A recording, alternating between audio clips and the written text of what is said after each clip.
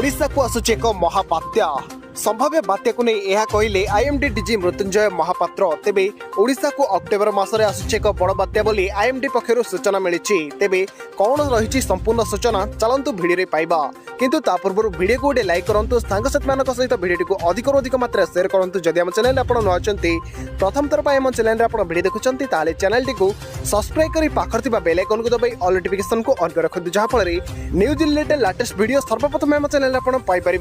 Late न कर चलतु खबर पर नजर पकाइबा। वर्तमान जहाँ सूचना मिली आसूची ओडिशा को एक बड़ बात्या अक्टोबर प्रथम सप्ताह में आसिब बात्या एभली आशंका नहीं सबुठु भयार वातावरण सृष्टि होता बेले यह भितर एक बड़ खबर आसी सामना को। तेबे बात्यार चर्चा संपर्क में आईएमडी डीजी मृत्युंजय महापात्र कहते जे बात्या को नहीं आम एजाए कौन सूचना देना। तेबे एजाए अनुधान अनुसार एक लघुचाप सृष्टि होबार संभावना रही। याफल सेप्टेम्बर शेष सप्ताह आड़क एक घूर्णिबलय सृष्टि हो। अक्टोबर प्रथम सप्ताह यह लघुचाप रूप नेब। लघुचाप रूप नेले यह पश्चिम दिग उत्तर पश्चिम आड़क गति कर क्रमे क्रमे लघुचापटी घनीभूत हो अवपातर रूप नेब। यार प्रकृत रूपरेखा कौन हो पारे लघुचापटी स्पष्ट होला परे जଣା पड़िबो बोली से कहिसंती। बात्या हेबो बोली आमे पूर्वानुमान करि देना हूं।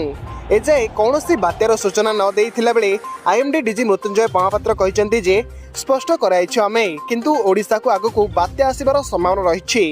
या छड़ा गुजब उपरे विश्वास न करी श्री महापात्र कहते आईएमडी भारतीय पाणीपाग विभाग उपरे सूचना केन्द्र उपरे नजर रखिबाकू प्रकाश करिछि जे अक्टोबर मासरे विशेषकर ओडिशा रे विभिन्न जिले में बात्यार संभावना रही बेले 1999 महाबात्या हेउ किंबा 2013 फाइलिन बात्या हेउ शीतरंग आदि बात्या अक्टोबर मासरे ही ओडिशा को आसी थाए। तेणु अक्टोबर प्रथम सप्ताह में बात्या आसीपारे बोली विभिन्न पाणीपाग मेडाल पक्षरु कुआ जायछि।